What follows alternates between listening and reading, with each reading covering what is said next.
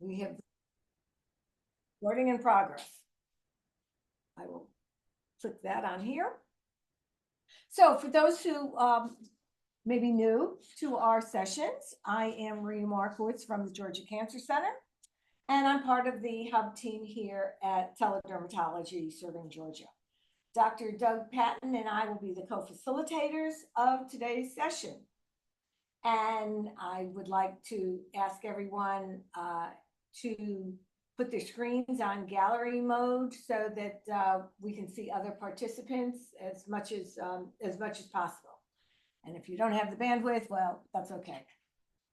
So let's see. As I mentioned last month, we've progressed into phase 2 of our teledermatology project, and we changed the name to better reflect those changes. So we're now TeleDermatology serving Georgia. And can we get the next slide? Oh, we don't have the slide with No, that was the previous. Oh, the website. Okay. All right. So we have made changes in our website, and I encourage you all to take a look, go visit our website. The URL is the same as it has been, but we've updated it with the information about the new equipment that we're going to be using in our clinics. And also for people who are new to the program, there is a lot of great information on our website. There are training videos which you can look at on your own time, and you can also get CME credit for those training videos by following the directions and opening the files in the correct way as the directions state.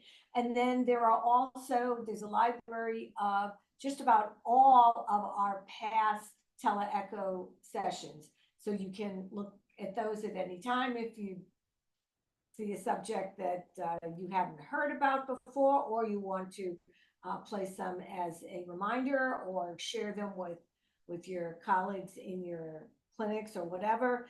They are on the website. So I want to welcome everyone here today. Some of you are PCPs from our clinics that participated in the previous clinical project that we were doing. Some of you may be other clinicians from the EGHC centers who will be part of our phase 2 of the program. We should have some residents and maybe faculty from the Family and Community Medicine Residency Program here at MCG. We might have some from the Phoebe Family Medicine Residency Program in Southwest Georgia. And I know we have some from the MCG Department of Dermatology, including our dermatologists, Doctors Loretta Davis, Kendall Buchanan, Harold Rabinovitz. And I know that there are some MCG medical students, both more senior level medical students, and I saw that there are some first years in the group. And I want to welcome and introduce our members of the Georgia Cancer Center TeleDerm team who are here in our hub room handling the controls. We have Brenda Santiano, we have Kenza Mamuni, and there may be Sama may be logging in from outside. And I want to welcome any other previous participants from across the globe if you are with us today, and then anyone who's attending our session for the very first time. Welcome, and we hope that you will return. There's a message in the chat to remind you to indicate in the chat your full name, your email address, and your affiliation, the name of your clinic or program that you are with. And there are already plenty of examples of that in the chat. I want to deviate a little and take this opportunity to recognize and congratulate Mitchell Hansen. I'm not sure if he's here, if he's logged in, but he's one of our third year medical students who gave one of the case presentations back in February. And this morning, Mitchell and some of us, well, Mitchell presided over a ribbon cutting over at the Augusta Canal. The mayor of Augusta, Garnett Johnson, was there, and they were introducing, Mitchell was introducing the Sun Safe Augusta program. And this program is a partnership with a nonprofit called Impact Melanoma. And as you might guess, it is has to do with preventing melanoma. And the Georgia Cancer Center and MCG and the Augusta Parks and Recreation Department are partnering to put up sunscreen dispensers at various walking trails in Augusta. So by the Augusta Canal, by the Savannah River towpath trail, and a few other places. And with the hope that when you're going out for a walk and you, oh my gosh, I forgot to put on my sunscreen, there will be a dispenser there and you can stop and put on your sunscreen. And our own Dr. Brenda Santillano has been guiding and advising Mitchell with the project. And so we want to congratulate her as well. The project has received funding from several sources, including the Georgia Cancer Center's Unite in the Fight Against Cancer, which is also supporting phase 2 of our teledermatology project. So I'm really very proud of Mitchell and Brenda and others involved. So now we can go over, look at today's agenda. So we've done our introduction, and we will have Dr. Sally Joan, a dermatology resident, presenting our didactic part of the program today, and then followed by a case presentation by Lynn Alman, who is a nurse practitioner at the East Georgia Healthcare Center. And we really love having the healthcare providers at our participating clinics present cases. And then we'll have a wrap-up discussion and then some announcement at the end, as we always do. So let's see, where are we? At this point, I can introduce Dr. Doug Patton, who will continue facilitating today's session. Dr. Patton is the Dean of the Southwest Georgia Regional Campus of the Medical College of Georgia, and most of his career was spent as a rural physician. So I will turn the program over to you, Doug. Thank you so much, Dr. Markowitz. It's good to be here this afternoon, and thanks everyone for attending. Thanks for putting your name and your contact information in the chat, and for keeping your camera on if it's at all possible so we can see everyone's engaged face. So with that, we'll move to the usual reminders about the TeleDerm sessions and about Zoom. Again, this is our title slide. Most important thing there is the moving knowledge instead of people. This is meant to make it easy for us to learn from each other from wherever we're coming. So next slide, please. And this again is just to go over the goals of our project and to help address health disparities, particularly as it relates to diseases and disorders that are either manifest in the skin or actual problems in the skin in rural areas of the state where it might be difficult to get specialty care. Next slide, please. And this again is just some of our agreements. Again, we are recording, and you are consenting to being recorded by participating in the conference itself. This is not a consultative service, so please no mention of any PHI. This is for educational purposes only. And there will be information again at the very end about obtaining CME and CNE for that. It's also available on the flyer that you received as part of the as an email reminder before the meeting today. There's a way to use QR code there. Again, questions can be emailed at any time to teledermatology@augusta.edu, or you can put them in the chat and we'll call them out during the meeting as best we can and respond to any concerns. So we've had some issues with volume. If you're still having a little bit of difficulty hearing or anything like that, please let us know if you can't correct it on your end. Next slide, please. We do collect data. We use the data to make every experience be better than the last one. That's the short answer for that. Next slide. And just the general Zoom reminders about muting and unmuting, and use the chat liberally to share comments or raise a question. If you have a question that you feel like needs to be recognized urgently, raise your electronic hand. We'll be looking for that, but you can also put it in the chat, and if necessary, speak up, and just open your mic, introduce yourself as you feel led to. Again, please keep your cameras open. Gallery view is helpful, and you can always email again if you have those questions or put them in the chat. Next slide.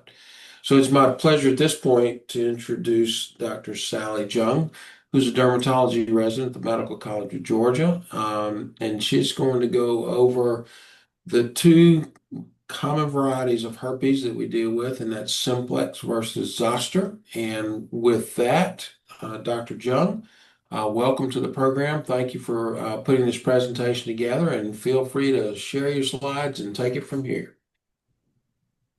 Thank you for the introduction. Let me try to share my slides now.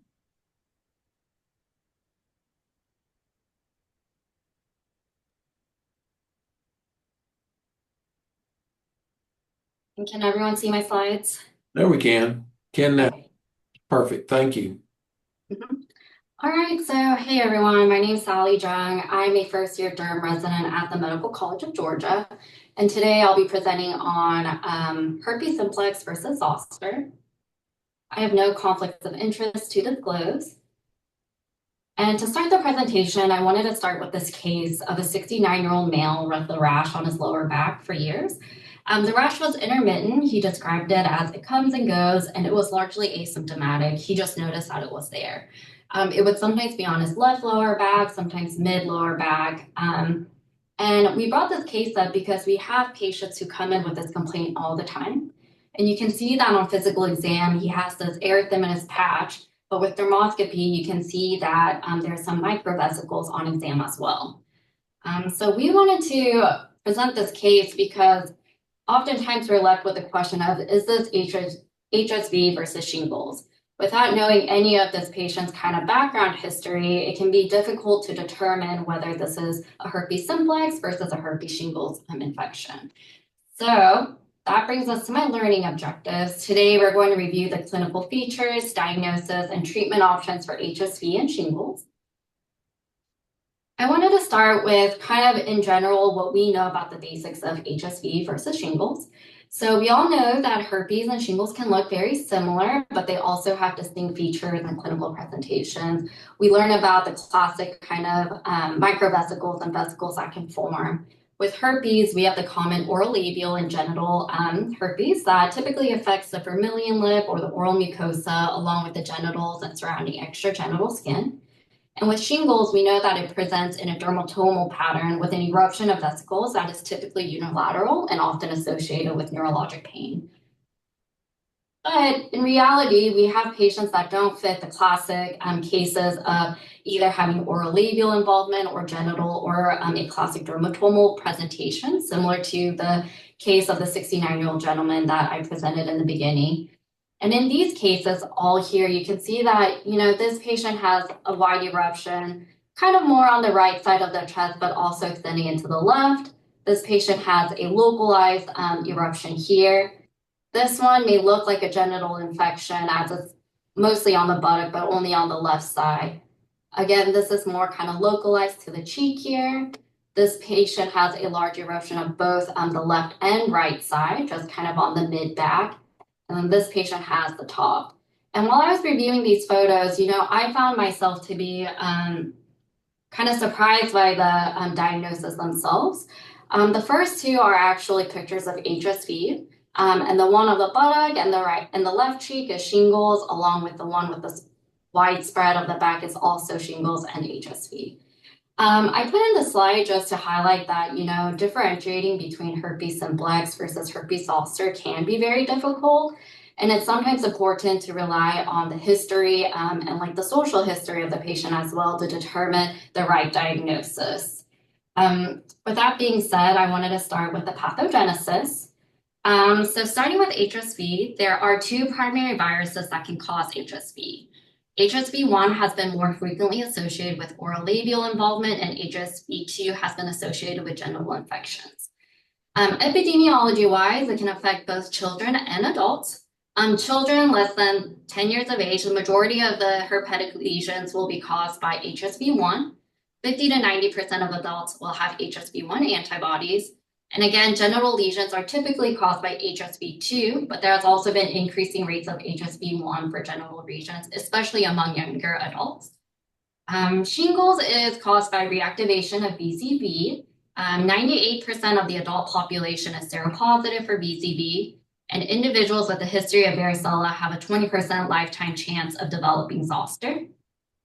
And reactivation of this virus or an episode of shingles will typically present in middle to late adulthood, which is one of the kind of differences that we see in that, adults can have HSV and shingles, but if a child were to come in, it's more likely HSV than shingles.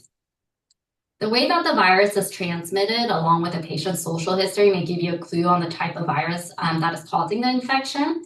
So HSV1 is caused by direct contact with contaminated saliva or other infected secretions.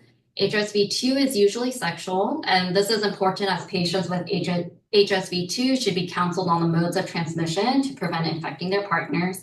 And then transmission of varicella is usually airborne, droplets, or direct contamination with the skin lesions, and is very contagious.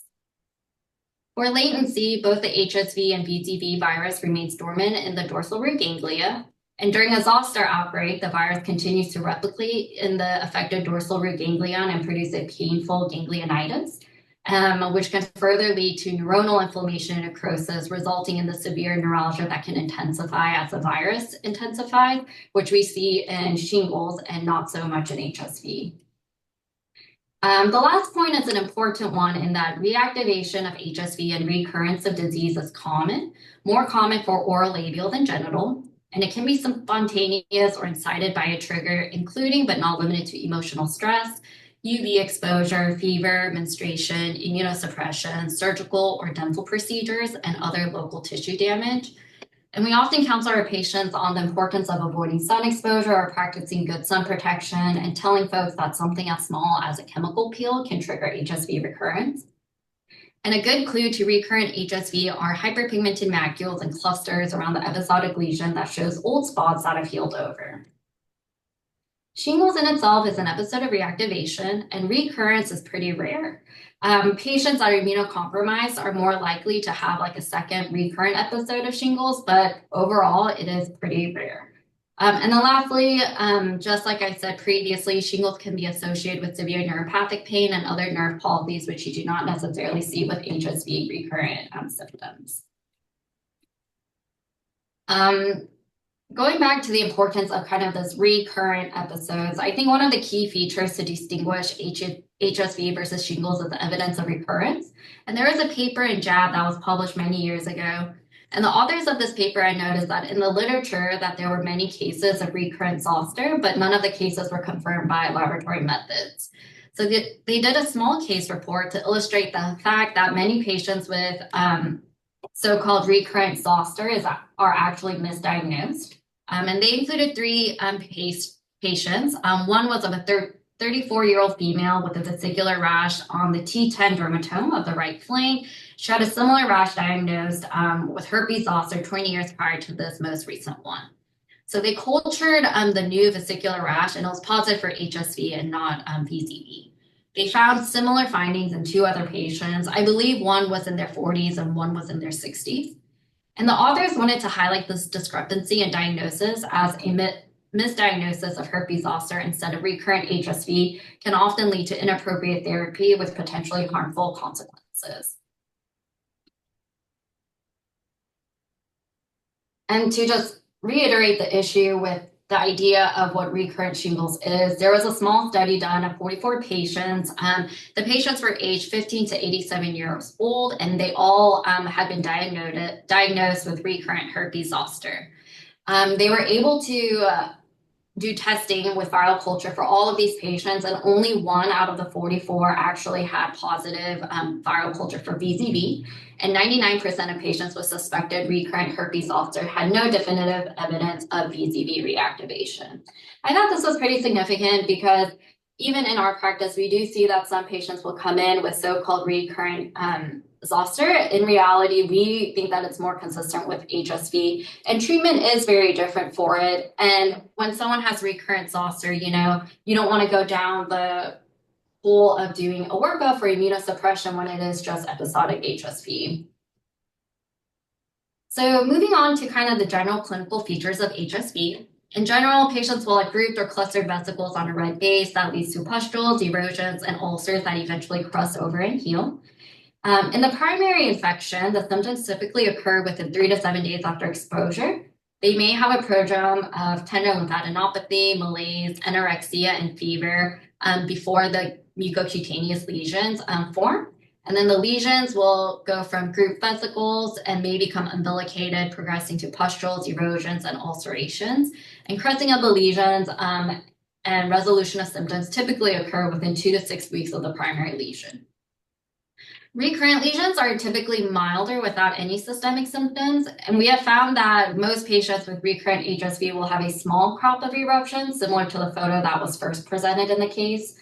And a prodrome of mild pain, burning, tingling, and pruritus may appear about 24 hours before the appearance of the lesion. Recurrent lesions will resolve within 7 to 10 days.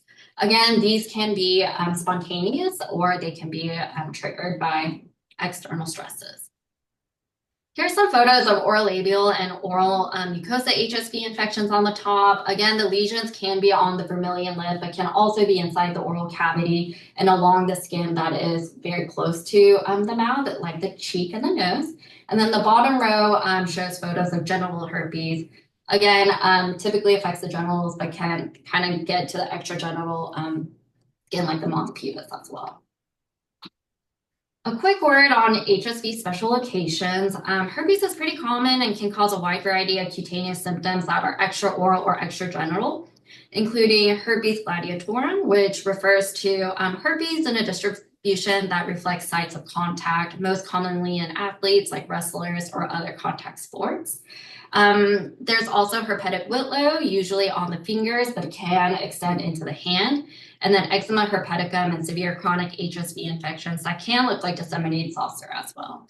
Again, these findings can make it, again, difficult to differentiate between herpes simplex and zoster. So I wanted to go over some of these with you. These are examples of herpes gladiatorum.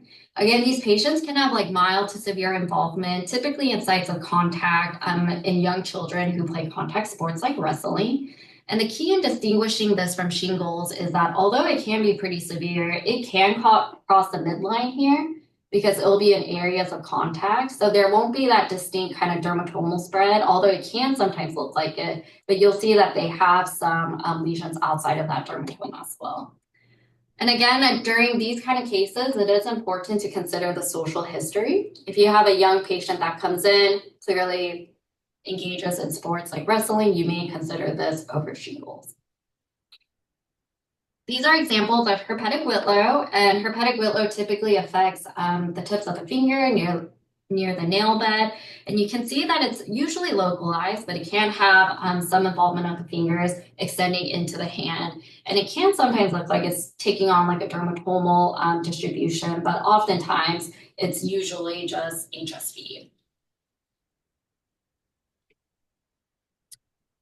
All right, so moving on to shingles. Again, shingles presents in a dermatomal pattern, most commonly on the trunk. Similar to HSV, it presents with painful group vesicles on a red base. It can be associated with a prodrome of itch, tingling, hyperesthesia, and pain, and it's often associated with post-herpetic neuralgia. Disseminated shingles is when you have more than 20 lesions outside of the dermatome with visceral involvement, typically in your immunocompromised patients. So these are some examples of shingles, and you can see that, again, it follows the dermatome, but it does not cross the midline. Again, I know I keep saying that, but it is an important distinction between HSV, and you can see here that it does not cross the midline, along with here, here, here. A quick word about neural involvement with shingles. You can have some disease where the ganglion is affected and lead to neurologic symptoms as well, including Ramsay-Hunt syndrome, which presents with ear pain, vesicles in the ear, ipsilateral facial nerve paralysis, deafness, and tinnitus. But you can also see herpes zoster ophthalmicus with eye involvement. Cutaneous symptoms will often involve the eye and tip of the nose. And the cranial nerve 7 is affected, you can have Bell's palsy, and if cranial nerve 8 is affected, you can also have deafness. Here are some photos of shingles that can easily be mistaken as herpes simplex infection, especially when the shingles is on the oral mucosa or the genitals. And I wanted to just put these examples up because it can be quite confusing, but here you can again see that it has like a unilateral distribution. And again, at this point, the patient's history with their age and their immune status may be important to consider when thinking about HSV versus shingles. Here I wanted to highlight this patient in particular because this is an example of shingles, and this was just a note that shingles can affect 2 different dermatomes, and if they are kind of within the same range, just on different sides, you can have bilateral involvement, but this is, of course, a little bit more atypical than your regular shingles outbreak. As you can see, differentiating HSV and VZV in odd circumstances can be quite challenging. Although these can be diagnosed clinically, when in doubt, there are diagnostic tests that can be used to differentiate between HSV1, HSV2, and VZV. We commonly use PCR swabs to detect and differentiate between HSV and VZV. It's quite sensitive too, and it's a quick result. A viral culture can be done as well, but it requires 2 to 5 days for the result. And then a zinc smear scrapings from early lesions can be done, but it cannot differentiate between HSV and VZV. It has poor sensitivity and specificity. A direct fluorescent antibody assay has rapid results, and it can differentiate between HSV and VZV, but the sensitivity ranges from 50 to 70%. And then lastly, a biopsy can also be done, but it cannot definitively tell the difference between HSV and VZV. So if you have any doubt, then I would go with the PCR. I think that is the best way to diagnose this. And there are different treatment options for HSV versus VZV. UpToDate has some great recommendations. And here you can see that the treatment options are pretty much the same across the board, including acyclovir, famciclovir, and valacyclovir. The difference in dosage will depend on primary versus recurrent lesion for HSV. And then again, dosing will be different between HSV and VZV. Primary lesions for HSV should be started within 72 hours of disease. For recurrent, patients can use episodic therapy and start when they just feel a prodrome or have a recurrent lesion.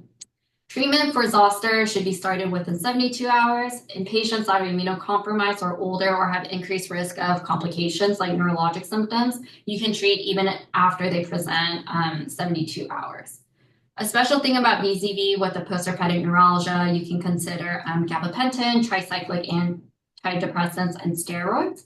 A special note about steroids, there's mixed data whether steroids will prevent postherpetic neuralgia. But evidence does show that it can significantly decrease pain with postherpetic neuralgia and help patients with quality of life. Given that all of these medications are kind of the same for each of the viruses, it is important to note that the dosage and frequency of the dosage is quite different, which brings into subject the importance of correctly diagnosing the disease as well. And then it can also change the management of the infection. So just talking about safe sex practices with genital herpes versus a workup-free immune status and those with multiple shingles episodes versus just episodic treatment for those with recurrent herpes infection. So I think there's a lot of nuance on how you can go about treating and managing these patients, which is why we needed to correctly diagnose them in the first place. And then lastly, just wanted to talk very, very briefly about the shingles vaccine. That is the newest zoster vaccine and has been shown to decrease risk of both herpes zoster and postherpetic neuralgia. It's approved for adults aged 50 years and older. It's also approved for immunocompromised patients. And the vaccine should be heavily considered in patients with planned future immunosuppression. In dermatology in particular, we have a lot of our patients start biologics. And in those patients, we do recommend that they all get shingles vaccines just because we have seen cases of shingles in younger populations on these therapies. I do know that some patients have difficulty getting this through the pharmacy, so it's really great when their PCP is able to provide it for them. And then lastly, any patient that is immunocompromised with a positive HIV status, steroid use, chemotherapy, or transplant patients, they should also be vaccinated. And then patients with a prior herpes zoster infection or have had the live vaccine prior should also get vaccinated as well. So that's the end of my presentation. If y'all have any questions. Dr. Joan, thank you for that. We actually do have one already in the chat. Dr. Sheldon is asking if you could please to clarify the distinction between recurrence and reactivation, just so that we're all clear on that. Yes, that's a great question. From my understanding, I thought of it as kind of the same. If you have a reactivation of the virus, then that can lead to recurrence of the herpetic lesions in herpes simplex infection. Okay, so one is actually describing what's going on with the virus, the other is whether or not there's manifestations of the illness. Is that too simple or is that pretty close? That was my understanding of it, and Dr. Davis can definitely explain more if she has anything to say. Yeah, no, I totally agree. I kind of think of them as synonymous for the most part. Reactivation causes a recurrence of the disease. And I think this is just really important because, as Dr. Jung mentioned, we see a lot of patients who come in and they've been told that this eruption on their buttock is recurrent shingles and it's herpes. It's really hard to tell an 85-year-old woman she has herpes on her bottom, and they don't like that word. And yet at the same time, it's contagious and it's not the same. And so I think that it's very, very almost never have recurrent shingles in the same spot. That just doesn't happen. You can get shingles twice, but it's never in the same spot. And so I think we perpetuate this. At least a lot of patients come in and think that they're having shingles over and over again, and really they're having herpes outbreaks. That's great. Just a quick follow-up question to that. Do the residual pain problems with recurrent shingles get worse with each? Like if you have 2 episodes, does it tend to be worse and persistent, or could that be a distinguisher also? Well, I just don't, occasionally we'll have someone who's had 2 episodes of shingles. It's unusual. And, especially, maybe 2 episodes in a lifetime.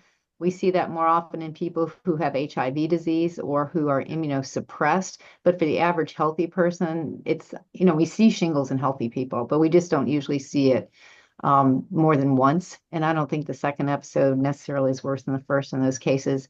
With herpes, we definitely see people who have that recurrently. And you can kind of tell because little hyperpigmented macules kind of move around typically on the buttock and the areas that are affected.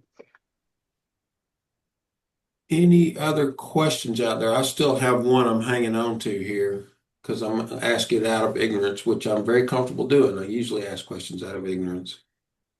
So I've heard that shingles is very, very painful. Is herpes as painful as shingles? So I can answer that. Herpes can be painful, especially a primary episode, the first time someone gets it, because it is, it does affect the nerve and it can be very painful.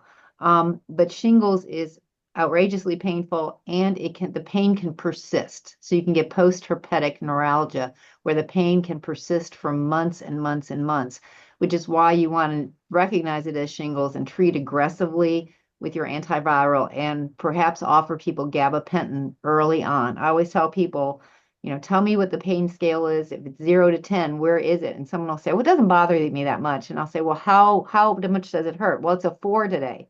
And I'll say, well, do you want to have a 4 out of 10 pain every day for the next 4 months? Or should we give you something for that now to try to deal with that ahead of time?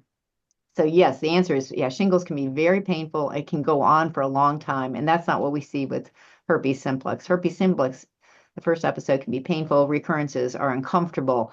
But shingles is a totally different story, which is why we highly recommend the vaccination. That's great. So the question that I have is relative to the ease of obtaining the PCR testing.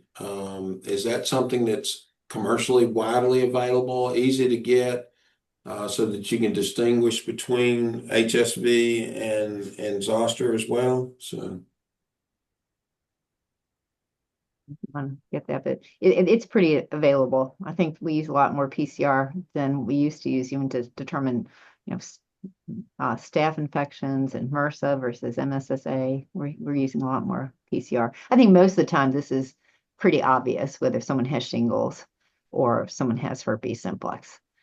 you might need that extra evidence to convince that 85-year-old woman that this really isn't shingles. So a test could help in that situation, maybe.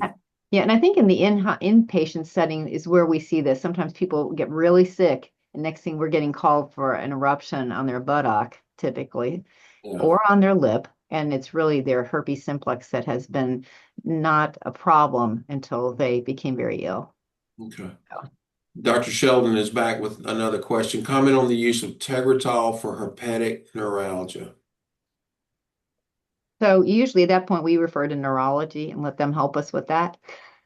Amitriptyline and things like that. I mean, we're pretty comfortable starting people on gabapentin the minute we see them, especially if I think they're at high risk for herpes, for post-herpetic neuralgia. But then if it persists, I usually get their PCP or the neurologist involved or pain management. Okay. Yeah, but those are next steps, obviously. Tricyclic antidepressants. Thank you, Dr. Sheldon, for the questions. Great questions. We'll move on now, and certainly if you have other questions related to Dr. Jung's presentation, you can put those in the chat or save them for later. But it's time now for us to express special appreciation to Lynn Almond, who is a nurse practitioner at the East Georgia Healthcare Center based in Wadley. No stranger to Augusta, I believe, but she is now doing great work out there, and she's doing something that we hope more people will do, and that's to bring us the case presentations from, as we say, closer to the dirt, to where the work is going on. So with that, Lynn, we appreciate you putting this together and look forward to hearing from you. Thank you. Please unmute. You're muted. For it. There we go. I got it. I'm back. All right, great. Thank you. Okay.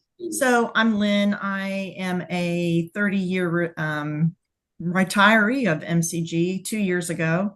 I've done some work, I think, with Dr. Davis. So I know a couple of you out there. Just a brief preview to this is how did someone like me start doing underwear dermatology? Well, I graduated as a nurse practitioner and at the time was in the process of adopting a child and did not want to work a 40, 50, 60-hour week. So I landed this little part-time gig doing research in women's health. So I was like, fine, I'll just do something. And I ended up doing vaccine research, the HPV vaccine. I did vaginitis research. So somehow I became a quote unquote, not really expert in the underwear area. After 15 years of that, then I moved into urology. So then I looked at other kinds of underwear. So it's just been my whole career has been based on underwear until the last 2 years. So that's how I got this. And I love this cartoon because nobody wants to take their underwear off and nobody wants to look where the underwear are. So let me see if it'll move. Advance. All right. So this is my case study. This actually comes from my urology time, but it's important to all of us in primary care. 77-year-old female comes in with recurrent UTIs. She describes burning in the vagina and the urethra area, and she denies any bladder pain. She says she's had some positive urine cultures. We don't have any records. She receives recurrent antibiotics, which help for like 5 days, and then her symptoms return. Someone decided to give her some estrogen to use topically, and that's helped some, but Pyridium really is what she says helps her the most. So here's her history. Melanoma, she's had lithotripsy. She's got a history of breast cancer and some other cancers in her family. She's a smoker and she has no allergies. So she's being treated by her primary care for these recurrent UTIs. So when I get her paperwork, I find out that her urine cultures are negative, but yet she's telling me she takes these antibiotics over and over and over and over and over. And after 5 days, she feels better. So why are we doing this? Why are we giving this person antibiotics if we have negative urine cultures? So a wise old NP, I guess that's me, says, I'm going to look down there and I'm going to see if this lady has a UTI or if there's something else going on down there. So this is what I see. And the question is this normal or not normal? And in some respects, this is very normal. This is a woman who's been through menopause, and this is how a lot of them look. So yes, this is very normal. But the question is this normal? And no, it's not normal if she's having symptoms. If she's having symptoms of burning and irritation with urination, is she having it because it's in her bladder or because urine is passing over tissue that's irritated, and that's what's causing her symptoms? So these are some examples of, I just love pictures, and pictures say 1,000 words, because if you see enough of them, you're going to get it. And so if you're seeing this, if you take a young lady, older lady, and you have an exam down there, you don't have to do a lot, but you just need to look. And you see these types of tissue changes, she's atrophic. And there's a new word now, it's genitourinary symptoms of menopause. We have to change terms about every 20 years. But I still like atrophy because that's what a lot of us are familiar with. So this could be, I'm not saying it is, but this could be the cause of her problem, because if her urine cultures are negative, what if we treated this? What would happen? And so what we do is we use estrogen, estradiol 0.1 milligram cream. I think every female that's in menopause should have a prescription for this and should be able to use it liberally as she feels appropriate. You can use it externally at the vulva or vaginal opening, or you can use it intravaginally. It's simply a little pea-sized amount. And unfortunately, the pharmacy's like, how many grams is that? And I'm like, I don't know. So just use 0.5. Who cares? Just put it on there. Tell the lady to show the little picture over here. Put some on your finger, rub it around there. I tell everybody to do it for about 30 days because skin cells change over approximately every 30 days. So it's going to take a while for this to come into full effect. And then I say use it 2 or 3 times a week, whatever you can tolerate or whatever you want to do. It doesn't interfere with anything. It doesn't interfere with intercourse. So you can use it. There is a question of whether or not this can be used in people who have breast cancer and GYN cancers that are estrogen responsive. And they're going to almost always say no. I don't always believe that. I've done some research in this, and there is a weaker estrogen that you can buy from a compounded pharmacy. That's going to be a discussion between you, the patient, and probably more likely their oncologist. But I still believe that some of them can use it. So I can't stop there because I've already taken the panties off. So what if someone comes in with this irritation on them or this type of an irritation? It's not very dominant, but you can see that there's some irritation in these areas, and they tell us, oh, my skin, it just itches and I just scratch it and then it bleeds and then it itches some more. And what am I going to do with this? So this is lichen simplex chronicus. I used to see a lot of this too. And what would happen is they would go to bed and they would itch and they would scratch, and then they would itch and then they would scratch. And it's just a perpetual cycle until skin starts to change. It gets thicker. It can have fissures. It can have irritation. If somebody urinates on these little fissures, they will also burn. So I'm not here to give a full talk on this, but steroids are always appropriate, used only as needed and not every day for the rest of their life. Stop the scratch itch cycle. I like hydroxyzine, and use moisturizing creams and ointments after the skin has started to heal. So then I see this stuff. And I'm sorry, but if a young lady or a menopausal lady comes in with this on their vulva and they're burning and itching, they should burn and itch. They should be miserable. And if men are having pain with urination and their urine is getting on the tissue, they should have irritation. So these are also dermatologic underwear area problems, lichen sclerosis. I pride myself on being the lichen sclerosis queen because I have diagnosed so many women with it. And they'll have hurt and hurt and hurt and hurt. And I start them on steroid cream, and they're usually better in 2 months, and they think you hung the moon. We use high potency steroids. I use clobetasol in my females and betamethasone in my men. Don't ask me why. That's just kind of how I learned it. People go, how do you know what drugs to use? You pick some and you stick with them. I like to use it twice a day till their symptoms improve. After they've improved, I like to use a less potent steroid or just use that high potency less often. But the issue is that this tends to be a chronic problem. And if they stop the steroids, the symptoms come back. So the ladies will be doing so much better, or the guys, and they're like, oh, I'm so much better. And then you'll see them like 4 months later and they come back and they're like, oh my gosh, I'm miserable. I'm like, are you using the cream? They're like, no, I stopped it. And I'm like, oh my gosh. Again, this is a whole discussion on what starts it and what it's caused from.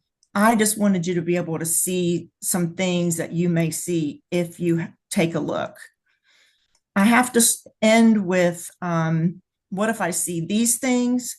Obviously, these are things that are more alarming, and these need to be predominantly referred or evaluated by someone else, or if you feel comfortable potentially doing biopsies, but not a lot of people are going to feel comfortable taking biopsies of that.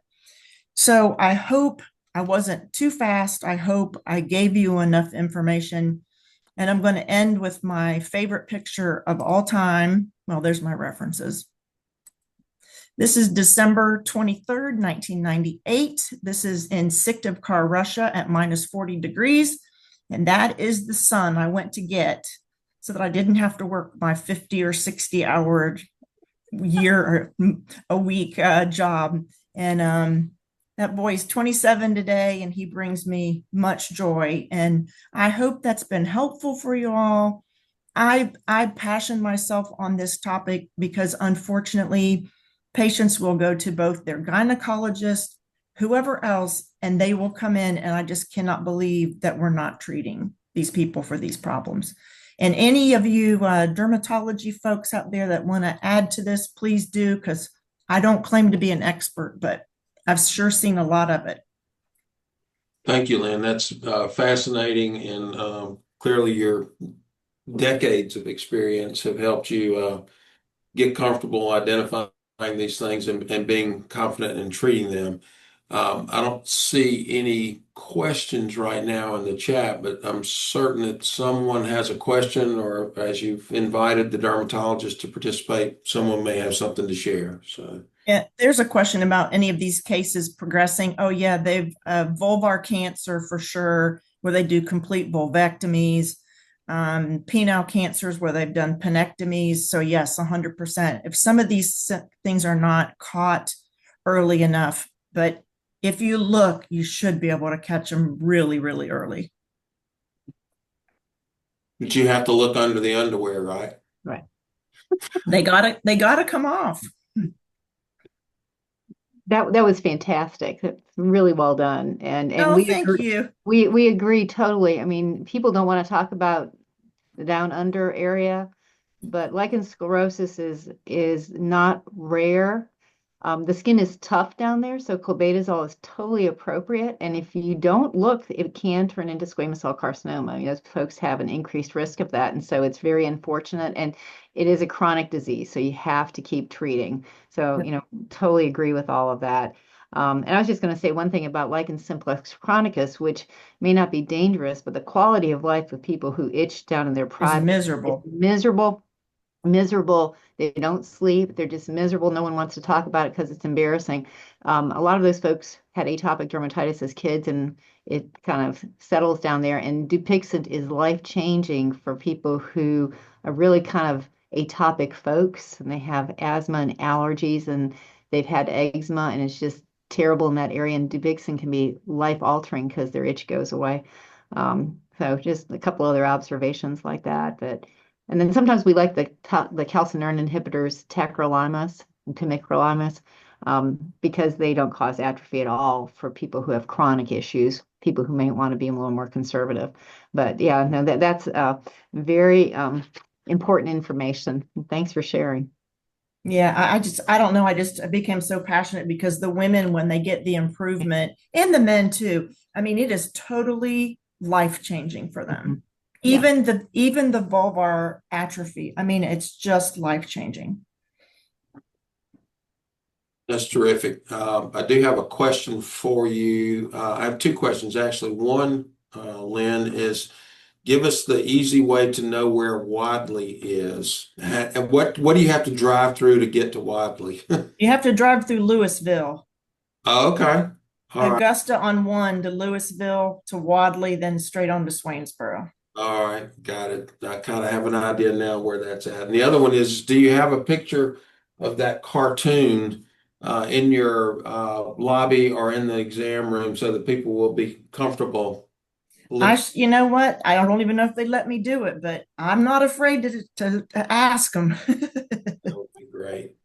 Any other questions or comments? I'll agree with Dr. Sheldon. That was excellent and very informative. We do appreciate you doing it. And again, we encourage all of you who are out there providing excellent care to you have interesting cases. We'd like to see them. And if you need some help putting them together, I'm sure that we can always connect you to some resources to provide some background material and help you with your presentation. These are the case presentations that we want to hear more of, the ones that come from the place where the care is being delivered. So thank you for that. And with that, I'm gonna turn it back over to you, Dr. Markowitz. Okay, well, thank you. Definitely want to thank Dr. Joan for her presentation, and Lynn, you did a great job, and so glad to have one of our clinicians out there presenting. So the next session is June 2nd at 4 o'clock. And we don't have the topic yet, and we don't have the speakers yet, but we will, and we'll let you know. And Loretta, are you saying, do you have something to add? Yeah. So Dr. Hannah Nazir, one of my residents, is going to be talking about rosacea. Oh, okay. There we go. All right, very good. And you can see up there the CME code to use. And let's see. So we have a speaker, but we'll, if any of the clinicians out there want to present a case, we would love to have you. So you can just contact Brenda, teledermatology@augusta.edu. And I think that we're just about at closing time. I think we can say goodbye and thank everyone for being here and participating and for asking the great questions as well. It's always invigorating to hear the questions and the answers. So with that, I will. All of our guests can log off, and I ask our TeleDerm team to